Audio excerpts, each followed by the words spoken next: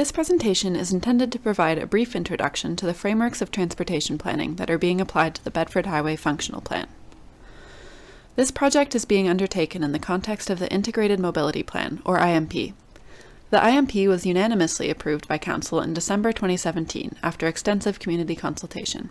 The policies and actions of the IMP reflect how citizens want to live and travel today. It focuses on how people move throughout the region and aims to improve travel choices. The movement of people rather than vehicles is at the heart of this plan. When we think about moving people, we need to think about vehicles, pedestrians, cyclists, buses, rails, or other ways of travel. This means making strategic decisions about how to use the public right-of-way. The Integrated Mobility Plan is rooted in 4 principles: complete communities, move people, manage congestion, and integrate solutions.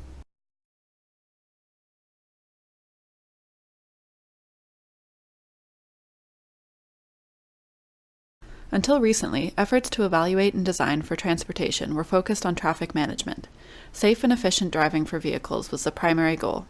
As road capacity has been increased to accommodate more cars, usually through widening and expanding roads, additional drivers choose to use the road, creating more traffic and eventually heavier congestion. This approach has led to a car-dependent culture that has many downfalls. In response, transportation planning is shifting to include more ways to travel, and communities are learning to measure success of a transportation network in new ways.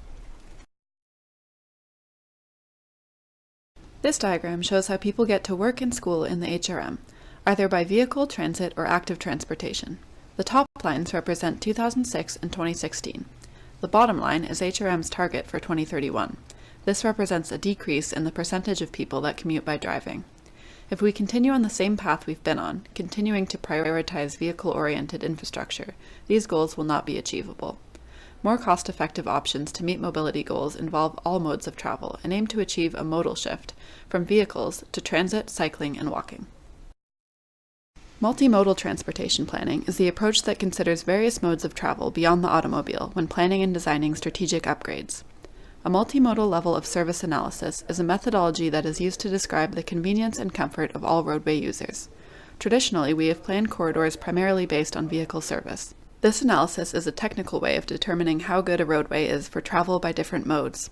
It also provides a tangible way of setting goals for changes to a roadway's performance. Multimodal level of service analysis identifies the trade-offs when testing new improvements.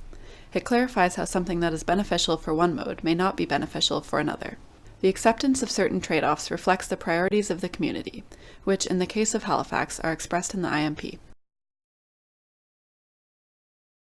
In many cases, improving multimodal performance means improving the experience of non-auto road users. Reprioritizing the roadway space can be done with a range of tools and strategies. Most relevant to the Bedford Highway are transit priority measures and active transportation facilities. Transit priority measures, or TPM, are tools that prioritize the movement of buses over other vehicles, reducing travel time and increasing reliability.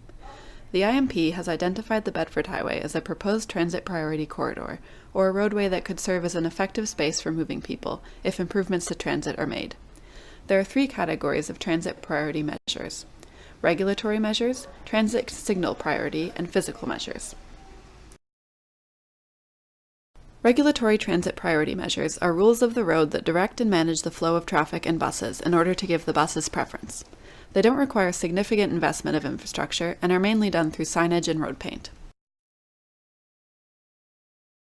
Signal transit priority measures detect transit vehicles approaching signalized intersections and adjust signal phasing and displays in real time to favor transit movements and reduce delays. At some intersections, dedicated bus signal displays are provided. Physical transit priority measures are built infrastructure and can include busways, reserved lanes, and queue jump lanes. Benefits of physical measures are that buses are separated from vehicle traffic and are not subject to queuing and delays in general traffic stream. The cons of physical measures are that they may require roadway expansion, resulting in construction costs and potential impacts of right-of-way or utilities. They may also conflict with bike lanes. Planning for physical measures requires careful consideration and strategic implementation.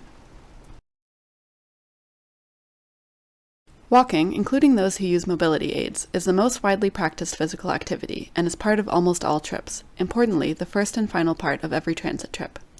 It is a low-barrier mode of transportation that doesn't require any personal equipment. Walking can be encouraged with comfortable and well-connected pedestrian infrastructure, like sidewalks, multi-use paths, and well-placed safe crossings. The continuity of infrastructure is a critical factor for both pedestrians and cyclists. Bicycling can be a practical option for short and medium-length trips, and travel time is often competitive with travel by private vehicle or transit, especially during the morning and afternoon peak periods. Bicycle infrastructure can create a safe and comfortable environment, and it's important where there is desire to make cycling attractive to people of all ages and abilities. Investments in the transportation network and urban planning can shape and strengthen communities in the Halifax region and facilitate mobility choice. Integrating forward-thinking policies and actions for both land use and transportation will facilitate high-quality, complete communities that support vibrant, healthy, and active lifestyles.